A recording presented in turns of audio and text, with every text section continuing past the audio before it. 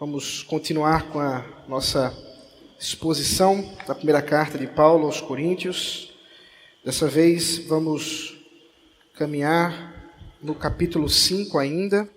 Começou a ser exposto na semana passada pelo reverendo Daniel. E agora nós vamos continuar essa exposição do capítulo a partir do versículo 9. Peço, portanto, que você abra a palavra de Deus. 1 Coríntios, capítulo 5. Verso 9 até o 13, nosso tema de hoje, nosso tema textual de hoje.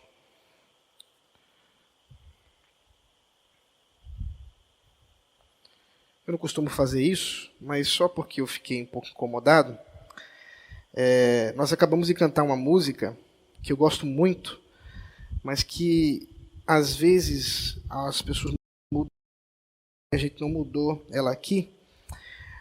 A ideia de que Deus mandou Jesus para consertar a história está teologicamente errada. Nós não deveríamos crer desse jeito. Jesus foi enviado dentro dos planos do Senhor para completar a sua história. É assim que vamos cantar a partir de hoje. Não vamos cantar que Jesus foi enviado para consertar, porque a história de Deus não precisa ser consertada. Ela é perfeita. E assim cremos e assim cantemos também. Capítulo 5, verso 9 ao 13, 1 Coríntios, diz assim: Na outra carta já escrevi a vocês que não se associem com impuros.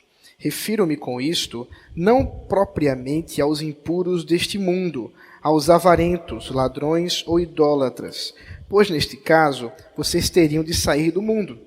Mas agora escrevo a vocês que não se associem com alguém que, dizendo-se irmão, for devasso, avarento, idólatra, maldizente, bêbado ou ladrão. Nem mesmo comam com alguém assim, pois com que direito haveria eu de julgar os de fora? Mas será que vocês não devem julgar os de dentro? Os de fora, esses Deus julgará. Expulsem o malfeitor do meio de vocês. Queridos, o tema da disciplina bíblica é sempre um tema estranho.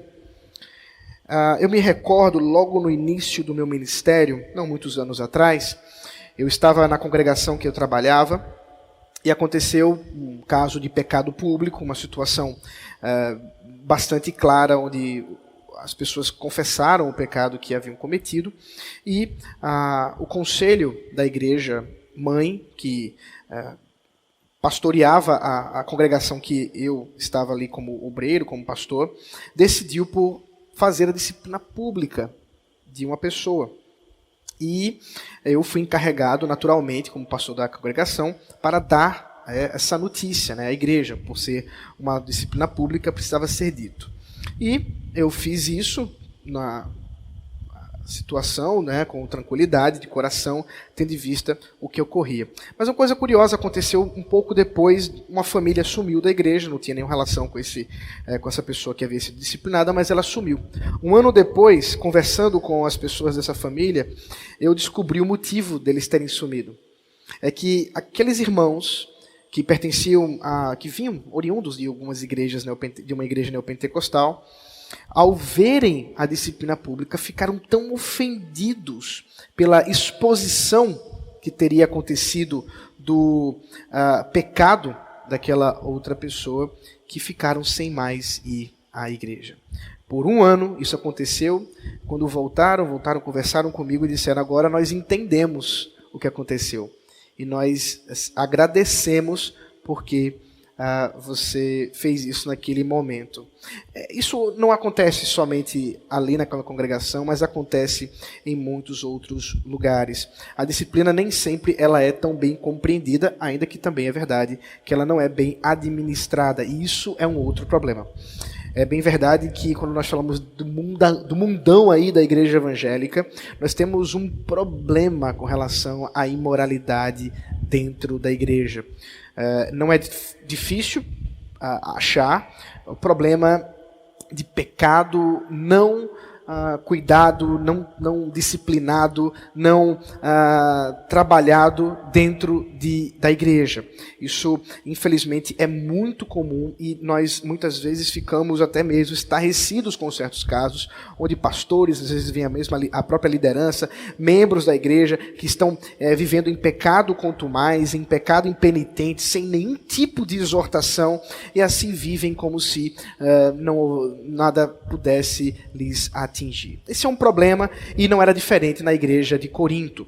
O que nós temos aqui, portanto, no final desse capítulo 5, é exatamente Paulo continuando o argumento sobre o problema da imoralidade sexual, que ele já havia enunciado, já havia trabalhado, especialmente com relação àquele caso específico de um homem que estava se deitando com a sua madrasta, e agora Paulo deseja ampliar um pouco mais essa argumentação, onde ele mostra com clareza o problema da imoralidade dentro da igreja, mas qual é a grande arma que a igreja tem contra a imoralidade. É sobre isso que vamos falar nessa noite, a arma secreta da igreja contra a imoralidade. Qual é essa arma secreta que a igreja tem e que muitas vezes não é usada para combater a imoralidade dentro da igreja? Primeira coisa que Paulo nos fala no versículo 9 a 10 é o que não é a disciplina eclesiástica. Claro, eu já mostrei para vocês que nós estamos falando da disciplina, e a primeira coisa que ele diz é o que, afinal de contas, não é a disciplina. Na outra carta, já escrevi a vocês que não se associassem com os impuros. Bom, veja, Paulo já havia escrito uma outra carta, nós já falamos sobre isso no primeiro sermão, quando introduzimos a carta aos Coríntios, a primeira carta aos Coríntios, que nós chamamos de primeira carta, mas que não é a primeira carta.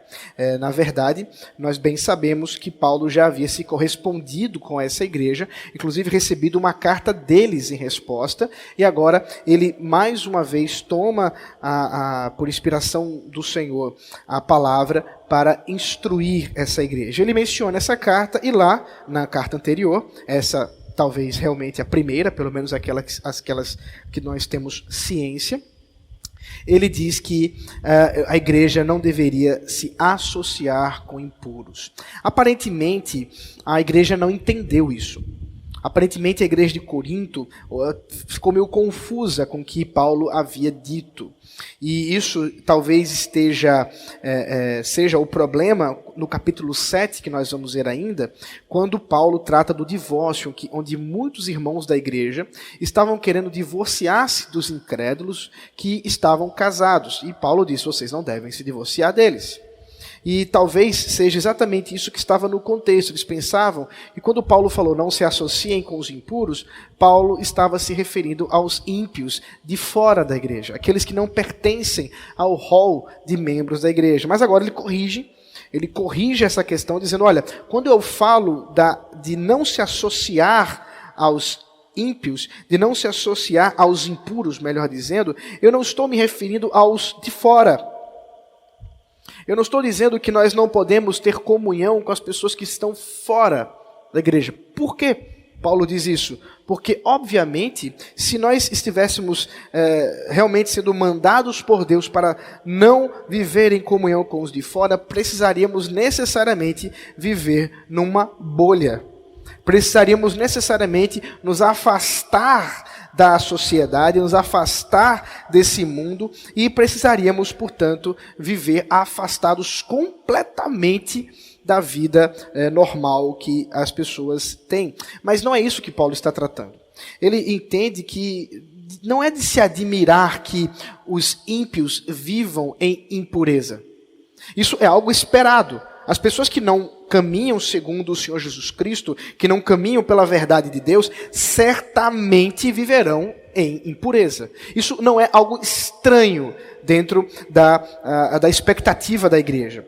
O problema é com aqueles que estão de dentro. Ele vai falar sobre isso daqui a pouco. Portanto, a espiritualidade cristã não está fundamentada numa espiritualidade ascética ou legalista que tenta viver fora do mundo. E deixe-me gastar só um pouco de tempo com relação a isso, porque muitas e muitas vezes nós confundimos o que é piedade. E geralmente as pessoas pensam o seguinte: alguém piedoso, alguém que é admirável em sua espiritualidade, é aquela pessoa que vive afastada do mundo, afastada do dia a dia, alguém que vive enclausurada em algum claustro católico, é alguém que vive de alguma forma claramente distinto, digo fisicamente mesmo, com relação ao mundo. E não é à toa que mesmo na cultura evangélica, e que nós chamamos de cultura gospel, nós temos realmente visto uma bolha que se forma assustadora dentro dos nossos arraiais evangélicos. Só para citar alguma coisa em relação a isso, nós vivemos hoje em dia onde há, por exemplo, um selo específico de música dentro, por exemplo, de grandes gravadoras seculares. A Som Livre tem um selo específico para o meio gospel. Então, isso já mostra alguma coisa que foi lida pelos próprios ímpios, pelas pessoas que estão fora da igreja, dizendo, olha, eles querem viver na subcultura, então vamos fazer o seguinte, vamos dar uma jaula para eles.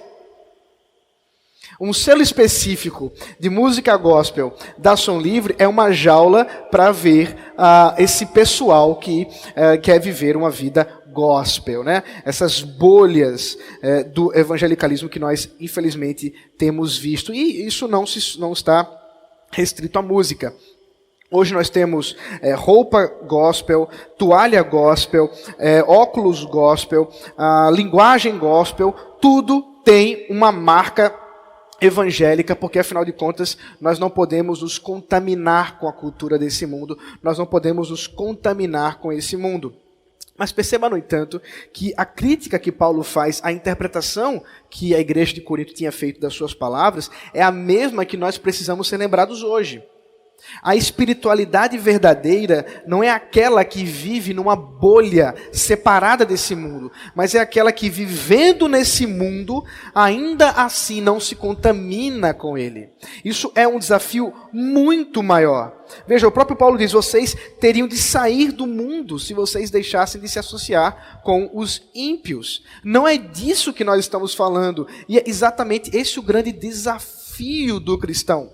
É como ser santo, é como viver a verdade do evangelho nesse mundo caído e não fora dele. Perceba, por exemplo, que quando você está no seu trabalho, de quando você está na faculdade, de quando você está na escola, lidando com incrédulos entre os vizinhos, o que seja, é ali que a espiritualidade verdadeira cristã, a piedade verdadeira deve se manifestar. É naquele momento que sal e luz faz algum sentido.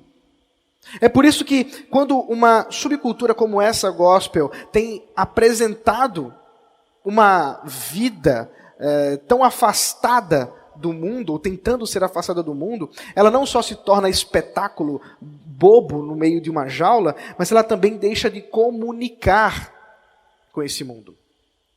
Isso é muito curioso, porque ao mesmo tempo que nós temos um avanço da cultura gospel nos meios seculares, afinal de contas, se você for lá na cidade, lá no centro da cidade de Recife, né, no centrão, você vai ver o pessoal vendendo os CDs piratas de, sei lá, alguma banda de funk, e na música seguinte vai ter uma música gospel. Então, não vai haver diferença alguma, porque afinal de contas é isso que vende, de uma música de um funk carioca ou de, sei lá, da Aline Barros. Por que não faz essa diferença? Porque não está comunicando.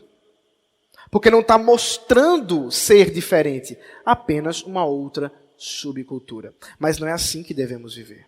É necessário que façamos, é claro, uma diferenciação nesse mundo, mas só podemos ser diferentes se estivermos dentro dele. E nesse chamado, portanto, nosso, não é de modo algum nos afastarmos dos impuros, dos ímpios, daqueles que estão fora da igreja. Ainda que Paulo, depois, e um texto que eu li a semana passada, na sua segunda carta, vai demonstrar o problema do jugo desigual. Nós vimos isso no CRE. E o problema do jugo desigual é a associação indevida com pessoas de fora da igreja, com ímpios. Essa associação indevida está muito mais associada a uma comunhão que gera contaminação do que uma comunhão que precisamos viver, inclusive, em termos até mesmo de amizade com incrédulos. Você não precisa deixar dos seus amigos que não pertencem à igreja, que não são crentes. Pelo contrário, permaneça amigo, ame essas pessoas e apresente o evangelho. Mas não entre no mesmo caminho deles. E esse é o grande desafio. E nesse sentido, portanto, se afastar-se dos impuros não significa isso, se o nosso chamado como igreja não é nos afastarmos desse mundo, afinal de contas, do que deveremos afastar? E aí entra finalmente o que é essa arma secreta que Deus deu à igreja contra a impureza dentro da própria igreja. Veja o versículo 11, onde nós vemos finalmente o que é a disciplina. Mas agora, escreva a vocês que não se associem com alguém que, dizendo-se irmão, observe, central do texto, for devasso, avarento, idólatra, maldizente, bêbado ou ladrão. Nem mesmo comam com alguém assim. Olha que coisa curiosa. Paulo está dizendo que você pode se assentar à mesa de um ímpio, devasso, idólatra, contanto que ele assuma que ele é ímpio. Contanto que ele não se coloque como um irmão para com você. Porque a partir do momento que ele se diz irmão e permanece nessa vida, há um distanciamento, há um problema aqui. Há alguma coisa que precisa ser observada. O problema, portanto, dessa igreja não era a associação com os ímpios. O problema era a associação com ímpios dentro da própria igreja. Era olhar e ver o pecado pertencente ali dentro da igreja e isso não ser tratado, isso não ser exortado, isso não haver nenhum tipo de julgamento. Muito bem, queridos, vamos voltar aqui para mais uma vez a exposição da palavra do Senhor. Então eu falava que o problema é exatamente a permissividade em não julgar o caso de pecado dentro da comunidade da igreja, esse pecado impenitente vivenciado por muitos. O apóstolo Paulo, usando as expressões devasso, avarento, idólatra, maldizente, bêbado ou ladrão, está certamente fazendo uso aqui das leis de Deuteronômio, onde ele com clareza vê a vida de impureza que o próprio Deus havia impedido que o povo de Israel vivesse, para mostrar que a mesma lei que chamava o povo de Israel para a pureza, para a purificação, para a santidade, é a mesma lei que hoje chama a igreja para a pureza, purificação e para a santidade. Portanto, veja que a disciplina que Paulo deseja que seja implementada nessa igreja, e que certamente é a que nós devemos também implementar, envolve uma quebra de comunhão. Veja comigo mais uma vez que o texto nos diz: mas agora escrevo a vocês que não se associem, e depois ele fala, nem mesmo comam com alguém assim. As duas expressões, associar, que dá a ideia de encontro, que dá a ideia de estar reunido com franca convivência, e a outra que diz sobre comer, refere-se aqui pelo menos a duas ideias. Pode tanto se referir a comunhão da ceia do Senhor, referindo-se especificamente à mesa de Jesus Cristo, como também o afastar-se de um relacionamento íntimo de amizade, que é exatamente o que está pressuposto em uma caminhada onde você come com alguém, o que você tem comunhão com essa pessoa por meio da comida. Então, observe que o problema de permitir que pessoas vivam nesse tipo de posicionamento, de pecado impenitente, sem que seja chamado ao arrependimento e levado às últimas consequências, chamado à excomunhão ou à exclusão da comunhão, é realmente permitir que a impureza, que a impiedade permaneça dentro do corpo de Cristo. Aqui nós temos claramente a importância dessa exclusão. Eu sei que muitas vezes é difícil, e como pastor, que muitas vezes nós precisamos decidir isso no conselho, discutindo entre os presbíteros. Sempre é muito doloroso pensar essas coisas. Não é fácil entendermos quando é hora que essa pessoa precisa ser excluída do corpo da igreja. Mas isso, por isso, ou com relação a isso, depende a própria santidade da igreja. Nós queremos uma igreja pura, então precisamos levar a sério a disciplina do Senhor. Se queremos que pessoas se arrependam, eles precisam sofrer a excomunhão ou a exclusão decorrente do seu próprio pecado, da separação que envolve essa exclusão. Então, nesse sentido, nós precisamos observar como é importante a disciplina na igreja. E ela é exatamente a arma que a igreja precisa usar para chamar pessoas à santidade. É exatamente a medida que Deus nos deu para levar o pecado realmente dentro do corpo de Cristo. E nesse sentido, portanto, Paulo termina a sua argumentação no versículo 12 e 13, nos explicando finalmente como aplicar essa disciplina. Veja comigo. Pois com que direito haveria eu de julgar os de fora? Mas será que vocês não devem julgar os de dentro? Os de fora, esses Deus julgará. Expulsem o malfeitor do meio de vocês. Queridos, a primeira coisa que a gente precisa aprender é que, como igreja, nós não deveríamos perder tempo falando dos de fora, julgando os de fora agora. É verdade que haverá um tempo em que os ímpios serão julgados. Nós vimos isso há pouquíssimo tempo aqui na nossa EDV. E o próprio apóstolo Paulo vai falar isso, por exemplo, no capítulo 6, versículo 2. Veja comigo. Ou vocês não sabem que os santos hão de julgar o mundo? Ora, se o mundo deverá ser julgado por vocês, será que vocês não são competentes para julgar as coisas mínimas? Será que o apóstolo Paulo estaria se contradizendo em tão pouco tempo de espaço aqui na carta? Certamente que não. Aqui ele está falando de duas coisas diferentes. Nós somos chamados para julgar esse mundo agora, no presente momento, porque isso é uma perda de tempo. O que há para nós, para simplesmente dizermos que os ímpios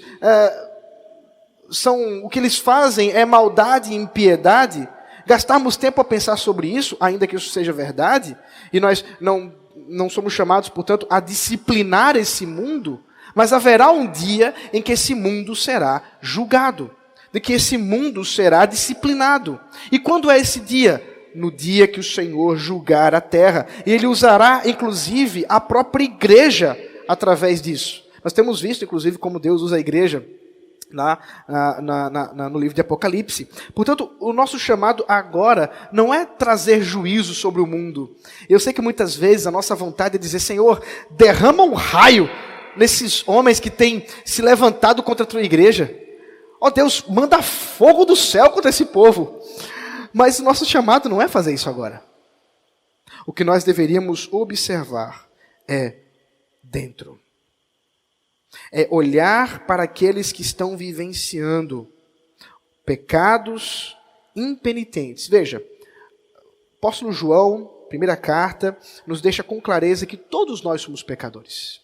Todos nós precisamos nos arrepender dos nossos caminhos e carecemos do perdão do Senhor, e fazemos isso dominicalmente. Confessamos nossos pecados ao Senhor. E nós não estamos falando de pessoas que confessam pecado. Nós estamos falando de pessoas que estão vivendo em pecado e não se arrependem.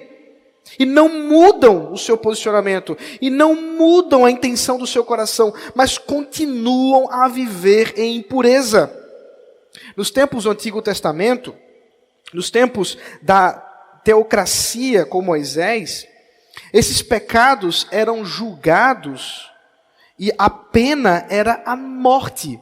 Veja comigo o capítulo 17 de Deuteronômio. Deuteronômio, capítulo 17, o versículo 2 ao 7.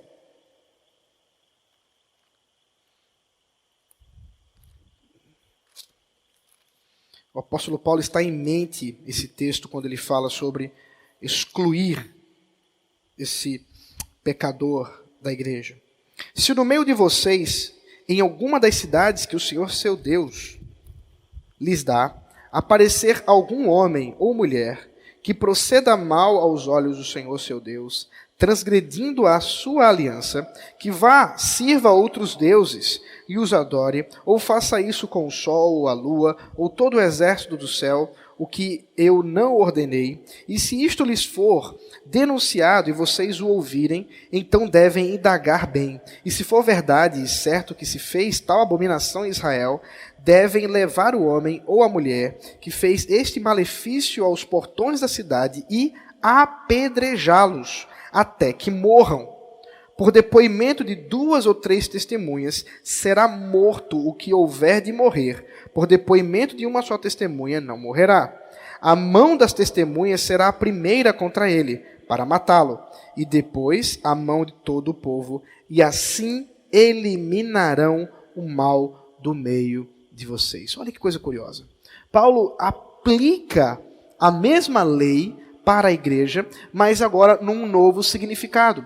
Considerando que a igreja não pertence mais a uma nação e nem mesmo a uma relação entre o governo dessa nação e a própria igreja, considerando aqui a separação realmente do Estado e da igreja, o apóstolo Paulo entende que a missão da igreja é expulsar o malfeitor como se tratando como um morto espiritualmente. Aqui a morte não é apenas a morte física, que Deuteronômio comenta, mas sim a morte espiritual, ocasionada, obviamente, pelo próprio pecado impenitente que esse homem está fazendo. Então Paulo aplica a lei do Senhor ao nos dizer que a igreja de Deus continua sendo o mesmo povo, o mesmo Israel de Deus, mas agora nós não somos chamados a apedrejar pessoas, mas sim excluí-las da comunhão.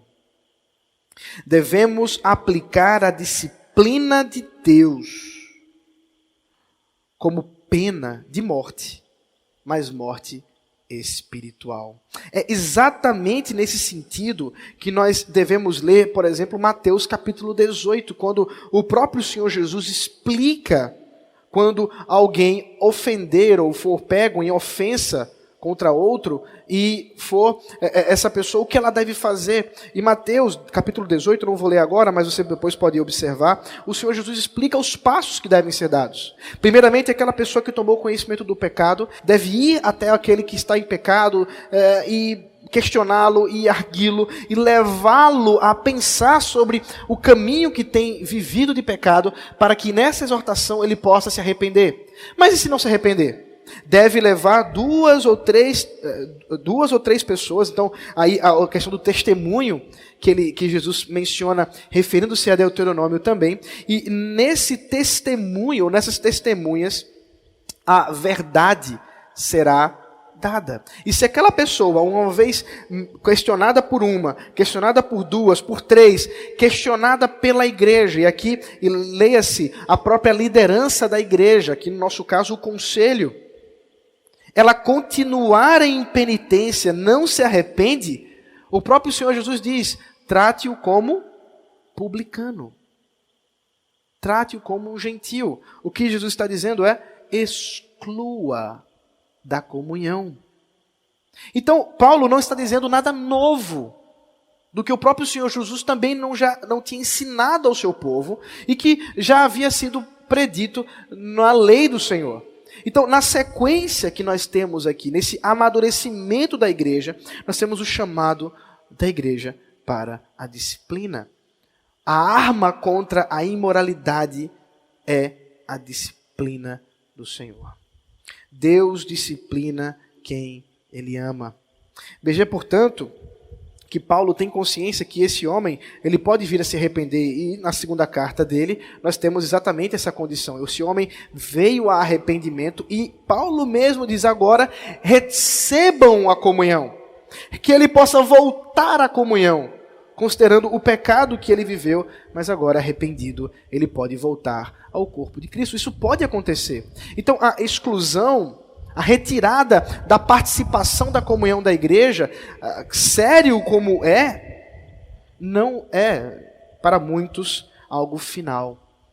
Mas graças a Deus que ele usa esses meios para chamar pessoas ao arrependimento e, portanto, ao perdão. Nesse sentido, a relação entre arrependimento e perdão é alguma coisa que nós deveríamos observar dentro do que o texto nos ensina. Eu quero mencionar isso, até não tinha me preparado tanto para falar sobre essa questão, mas através de uma pergunta que me foi feita, eu acho que é importante nós mencionarmos dentro daquilo que a própria igreja deve fazer. Porque observe que nós somos chamados para julgar aqueles que têm pecado dentro da igreja. Esse pecado, portanto, é julgado e levado às penas decorrentes disso, até que se arrependa. Portanto, nesse sentido, há uma relação entre arrependimento e perdão. Mas é verdade também que por perdão nós usamos esse termo, ele é um tanto mais abrangente do que geralmente nós pensamos. E não é à toa que muita gente fala sobre a coisa de liberar perdão, eu já ouvi essa expressão, apesar dela não ser muito bíblica. Mas o que a Bíblia fala sobre perdão e arrependimento? Como que nós podemos perdoar alguém que não se arrependeu, mas que antes está em disciplina da própria igreja? Como que isso pode acontecer? Precisamos lembrar, primeiramente, que nós não somos chamados a perdoar sem Cristo. Todo perdão emana da cruz de Cristo. É por isso que não somos nós quem liberamos o perdão, mas é o próprio Cristo. Ele nos perdoou, primeiramente. Nós, pecadores, fomos transformados pelo poder da palavra de Deus e chamados ao arrependimento e perdoados por Cristo. E o perdão em Cristo nada mais é do que a extração da culpa e da condenação decorrente do pecado. E é por isso que somos chamados por Deus a uma vida de arrependimento, decorrente da certeza da obra de redenção. Mas e aqueles que não querem assim viver? Será que nós, enquanto ofendidos especificamente, devemos perdoar tais pessoas? E nesse sentido, portanto, eu quero distinguir duas ideias sobre o perdão. A primeira coisa que a gente precisa lembrar é que nós, apesar de ofendidos e não encontrarmos no outro o arrependimento, não somos chamados para, por causa disso, tratar essa pessoa de outra forma que não seja em amor. A Escritura várias e várias vezes nos exorta para amar inclusive os inimigos. Portanto, mesmo aqueles que nos ofendem, ainda que não arrependidos, nós devemos amar. E o que é o amor nesse sentido? Nada mais é do que tratar tal pessoa mediante a lei do amor, a lei de Cristo, a lei do Senhor. E assim, portanto, enquanto não arrependido, ele é alvo de juízo da lei. E aqui é exatamente o caso. Esse pecador impenitente, ainda que não tenha ofendido diretamente alguém, não dá para saber exatamente se o pai pertencia à igreja, ou coisa do tipo, ainda que ele tenha ofendido, o que nós temos é a ofensa a Deus e à própria igreja. E enquanto ele não manifestar arrependimento, ele está fora, ele está sendo julgado mediante a lei. E nesse sentido, nós também, de maneira particular, podemos fazer dessa forma. Nós não somos chamados para tratar o outro sem culpa e sem a condenação justa pelos seus atos, sem arrependimento. E esse seria o outro caso do perdão. É quando a pessoa realmente arrependida, confessa o seu pecado e agora não é mais tratada mediante a culpa e a condenação decorrente do seu pecado, da sua ofensa. É claro que nós não condenamos ninguém por nós mesmos, mas sempre pela palavra de Deus. Nesse sentido, portanto, nós não devemos nos associar com alguém que, vivendo em pureza, diz ser um irmão. Antes, essa pessoa precisa ser expulsa. É preciso que nós continuemos tratando com cordialidade, com amor. É preciso também que, uma vez que essa pessoa está excluída, ela é tratada como ímpio e agora é alvo do Evangelho. Para que preguemos o Evangelho para ela. Nesse sentido, a comunhão está terminada, está cortada, mas não os motivos para evangelizar e chamar ao arrependimento. Somos chamados também para orar para que se arrependa e volte para o caminho de perdição. Como a igreja pode viver isso? Como é que nós hoje podemos aplicar esse texto? Primeiro, precisamos lembrar que a disciplina é realmente uma arma da igreja e ela não deveria ser esquecida. A disciplina é um instrumento de amor, cuidado e pastoreio. Porque não há nada pior do que ser deixado a nossas próprias consciências pecaminosas, aos nossos próprios caminhos de pecado. Antes, a igreja do Senhor, os crentes, devem ter a certeza de que Deus nos chama para observar a disciplina e chegar, se necessário, ao caso da excomunhão ou exclusão da igreja. Os líderes da igreja não deveriam fugir da seriedade desse assunto. Não deveriam ser negligentes com isso. Infelizmente, muitos de nós vivemos uma certa negligência com relação a isso. É comum, inclusive, em nossos arraiais, quando sabemos que alguém está em pecado e ela começa a deixar aqui os caminhos do Senhor, começa a deixar de vir à igreja, a gente diz, não, deixa passar um tempinho, a gente tira do hall de membros, está tudo resolvido. E muitas vezes não vamos até essa pessoa, não exortamos, não lembramos sobre a condenação do inferno por causa do seu pecado, e nem mesmo levamos a disciplina pública de exclusão.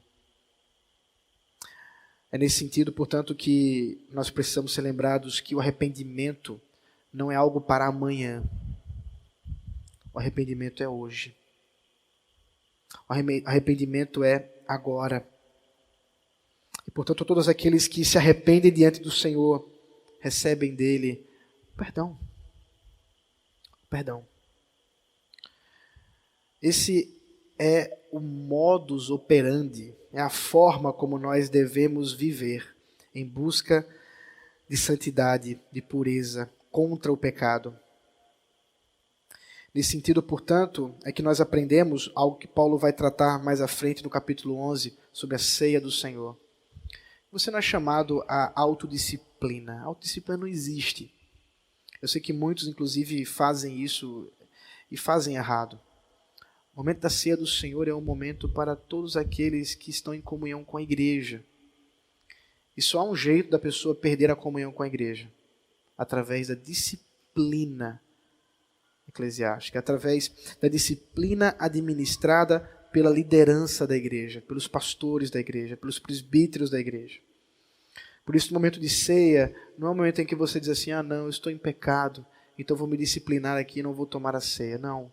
Se você acha que você está em pecado e precisa se arrepender, venha conversar com o pastor. Porque você precisa do cuidado. Não do seu cuidado apenas, mas do cuidado da igreja.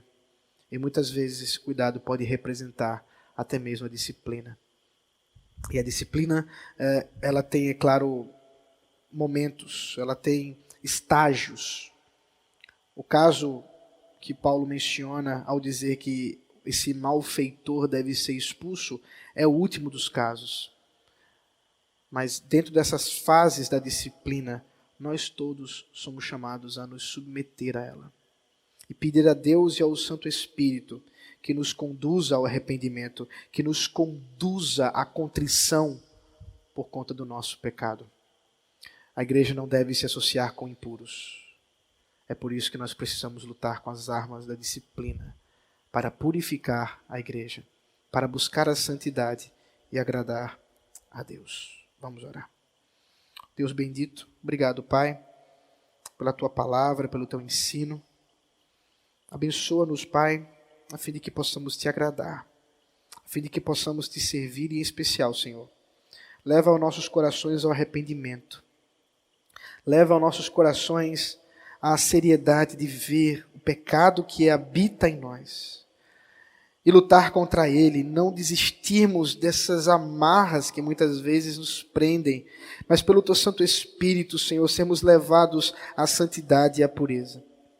Ao mesmo tempo, Senhor, aqueles que estão vivendo em pecado, impenitente, aqueles que estão vivendo, Senhor, em zombaria diante de Ti, impurezas diante do Teu corpo, da Tua igreja, dentro da Tua igreja. Que eles possam, Senhor, ser levados aos meios da disciplina, a fim de que arrependam-se, a fim de que mudem o proceder e tenham seu coração transformado por Ti, Senhor. Esse é o meio que o Senhor escolheu, usando a igreja para isso. É assim, Senhor, dá-nos coragem, dá-nos ousadia para fazer isso para a Tua glória. Em nome de Jesus Cristo. Amém.